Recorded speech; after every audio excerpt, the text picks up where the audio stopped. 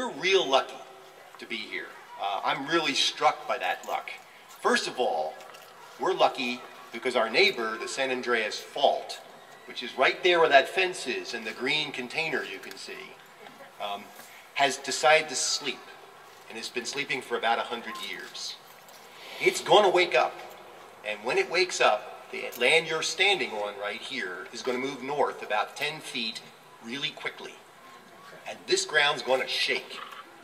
Fortunately, these buildings are designed for that shake, but where the buildings were before, they would have been torn in half, and they would have fallen down. The reason we did this in the beginning is because we realized we could not stay in good conscience where we were before. So that's the first thing we're very, very lucky about. I'm also struck by the luck we have with our open space, our natural environment that we have around us, and how we've managed to take advantage of that on this site. We are very lucky to live here.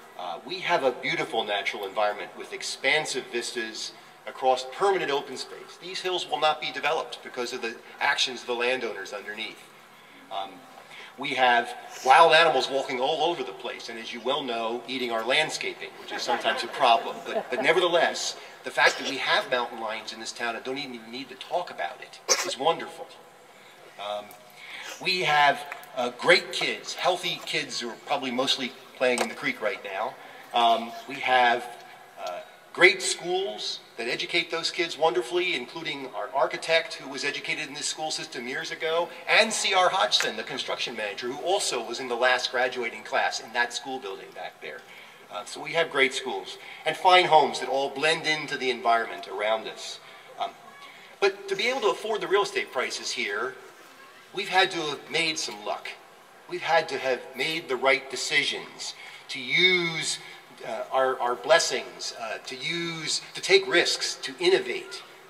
So you all know this. To a certain extent, you make your own luck. And what we have done here is to make our luck with this site. And it's one of the things I think we need to recognize is that we had the foresight to do this. The buildings around you are a great example of a wise investment.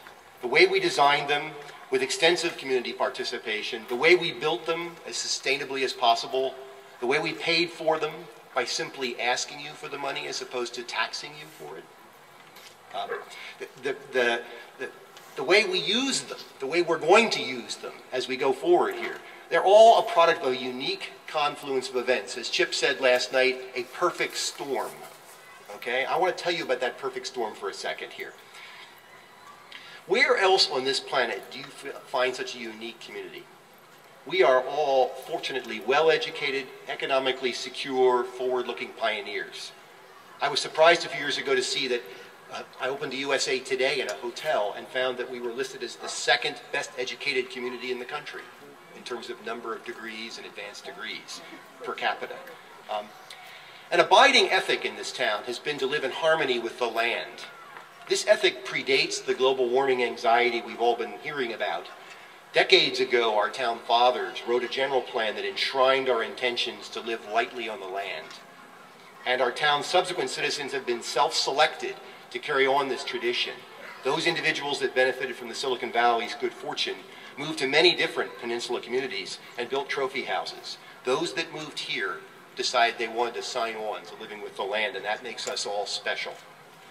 Our town is one of the first to enact such pioneering development regulations as slope density zoning, and we enacted fault setback regulations before the state did, and they're actually better thought out and stiffer. We have a reputation for leadership in planning matters, and I want to specifically mention, led by one of our town's brilliant founders, George Mader, who is back in the audience here somewhere. George deserves a hand. He's very responsible.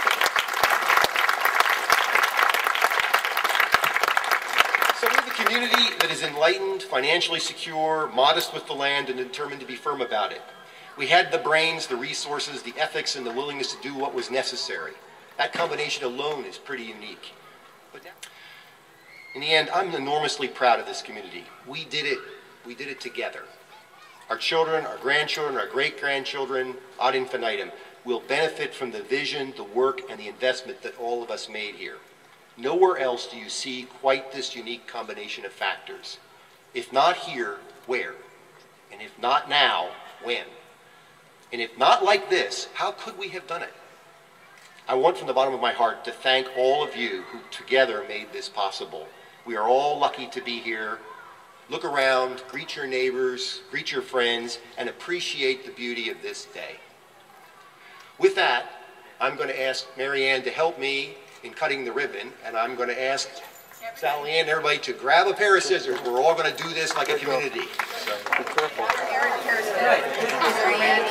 Two-fisted. Cut her hair. We're going to cut the ribbon. 1, 2, 3. Yay!